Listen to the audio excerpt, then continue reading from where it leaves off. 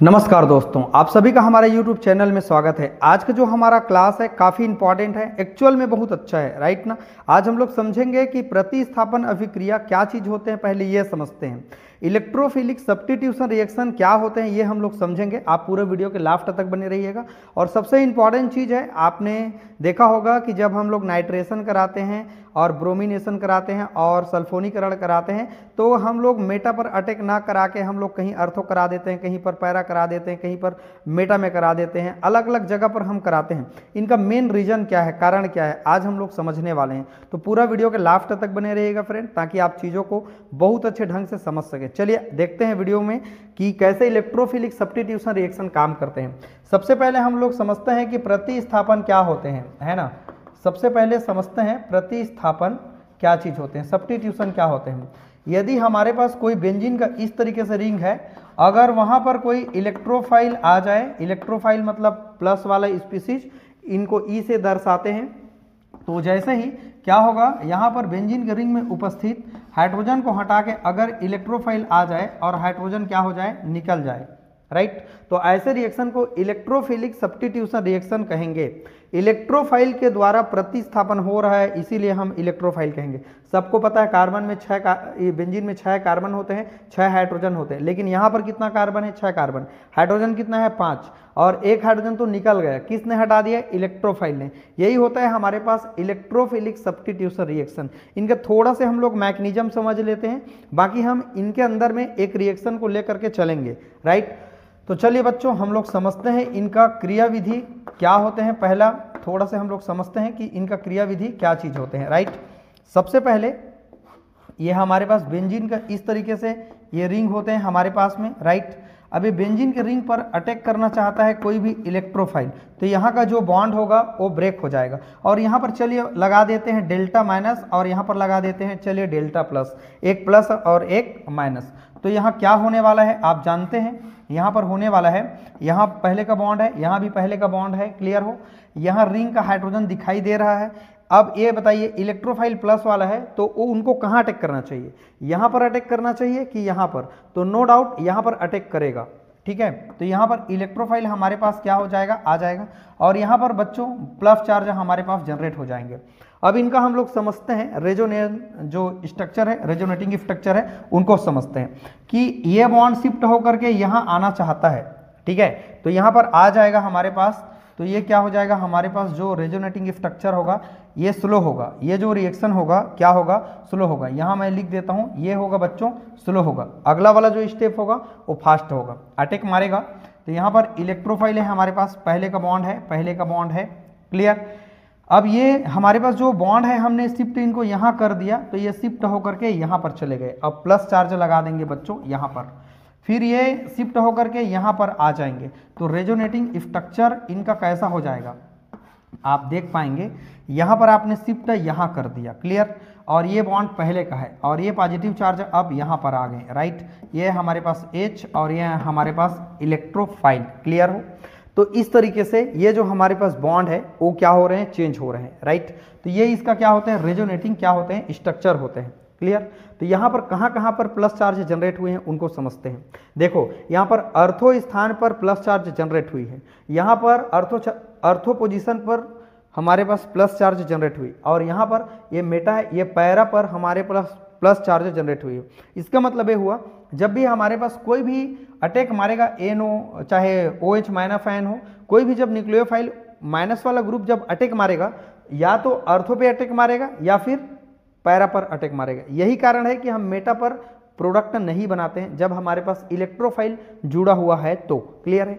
अब ये तो हमारे पास स्लो हो गए। अब फास्ट जब रिएक्शन काम करेगा, स्टेप दूसरा बढ़ा लेते हैं। यहाँ पर फास्ट रिएक्शन कैसे काम करेगा, यहाँ पर तुरंत हमारे पास कोई भी न्यूक्लियोफाइल या मान लीजिए कोई O माइनस वाला कोई ग्रुप है यहाँ पर, तो क्या करेगा, इसको लेके चला जाएगा, राइट। या हमारे पास OH मान लीजिए OH माइनस है, ठीक है, तो इसको लेके चला जाएगा। तो ये प्रोडक्ट फाइनली क्या बन जाएगा हमारे पास, ये प्रोडक्ट बन जाएगा मेरे बच्चों, फाइनली क्या बन जाएगा, यहाँ का बॉन्ड अब यहाँ आ जाएगा, है ना। तो ये बॉन्ड यहाँ पर बन गए, पहले का बॉन्ड है, पहले का बॉन्ड है, और ये आ जाएगा इलेक्ट्रोफाइल। इसका मतलब ये हुआ कि रिएक्शन में इलेक्ट्रोफाइल के द्वारा हमको प्रतिस्थापन कराना था, ठीक। तो हमने उनको प्रतिस्थापन करा दिया। ये इसका क्रियाविधि है, मैकेनिज्म है। ये मध्यवर्ती है, इंटरमीडिएट है। इतना आपको समझ में आ गया होगा, राइट। तो सबसे पहले हमने इलेक्ट्रोफाइल के द्वारा प्रतिस्थापन समझा, फिर यहाँ पर एक प्लस एक माइनस में जनरेट कर सकते हैं। ये हमारा ब्रेक होगा बॉन्ड, है ना, तो ये माइनस मान लीजिए, इसको प्लस मान लीजिए। अटैक मारेगा इलेक्ट्रोफाइल यहाँ पर, क्योंकि माइनस साइड हो जाएगा, तो यहाँ पर चला गया, ठीक है। अब जाने के बाद यहाँ पर प्लस चार्जेस जनरेट हुई हैं। अब इनको रेजोनेटिंग स्ट्रक्चर में हम लेके चले गए, ये बॉन्ड शिफ्ट होकर यहाँ आएंगे, 1 2 3 बार हम समझ सकते हैं, राइट ना। अब ये हम समझें कि ये बॉन्ड शिफ्ट हो रहे हैं, बारी बारी से ये इधर हो रहे हैं, फिर ये शिफ्ट हो रहे हैं, और फाइनली लास्ट में ये फास्ट रिएक्शन होगा और हमारे पास हाइड्रोजन रिमूव हो जाएगा OH के साथ में, और यहाँ जल बन के क्या हो जाएगा, बाहर हो जाएगा। जरूरी नहीं कि ये ले, कोई भी और हमारे पास माइनस वाला कोई ग्रुप ले सकते हैं जो उनको लेके चला जाएगा, और जाने के बाद हमारे पास प्रोडक्ट बन जाएगा, इलेक्ट्रोफाइल का प्रोडक्ट बन जाएगा। क्लियर हो। अब एक सबसे इंपॉर्टेंट चीज हम लोग समझेंगे, आपको मैं बता रहा हूं, बहुत अच्छे ढंग से आप समझिएगा। मैं इनको क्लीन कर देता हूं, राइट। कैसे हमारे पास जो एमीन है, मतलब एनिलीन है, उन पर कैसे हम लोग रिएक्शन कराएंगे, इनको हम लोग बहुत अच्छे ढंग से समझेंगे बच्चों। आप पूरा लास्ट तक बने रहिएगा, आपको पूरा समझ आएगा कि यहाँ पर आखिरकार अर्थोमेटा पैरा का जो मामला है वो क्या है, इनको आप समझेंगे। क्लियर है। वीडियो अच्छा लगे बच्चों तो लाइक कमेंट करना आप मत भूलना।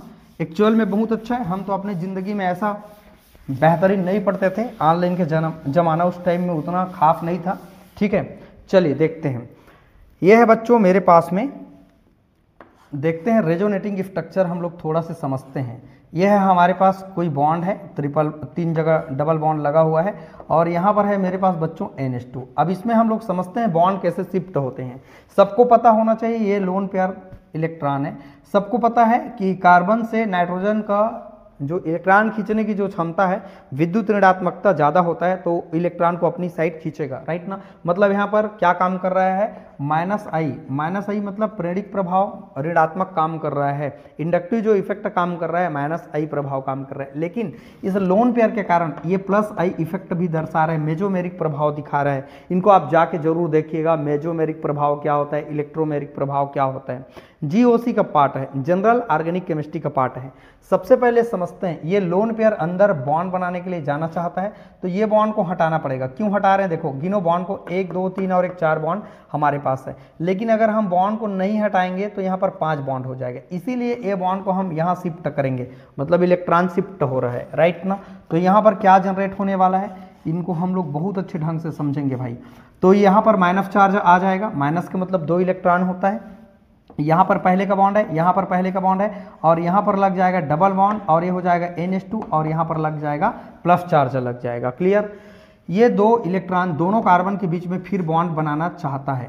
मैं कैसे शिफ्ट कर रहा हूँ ध्यान से समझना, 2 कार्बन के बीच में शिफ्ट कर रहा हूँ, लेकिन जब भी मैं तोड़ूंगा बॉन्ड को तो एक कार्बन के सर पर लेकर के इलेक्ट्रॉन को डाल दूंगा। तो यहाँ पर जो रेजोनेटिंग स्ट्रक्चर होगा हम लोग समझ पाएंगे। यहाँ पर माइनस चार्ज आ जाएगा, पहले का बॉन्ड है, पहले का बॉन्ड है, यहाँ पर आप देख पा रहे हैं NH2, और यहाँ पर है हमारे पास प्लस चार्ज। इतना आप सभी से क्लियर हो गया होगा, नो डाउट, ठीक है। चलिए इसको और शिफ्ट करेंगे, ये 2 कार्बन के बीच में फिर बॉन्ड बनाने के लिए आएगा, और ये दोनों इलेक्ट्रॉन यहाँ पर आ जाएगा।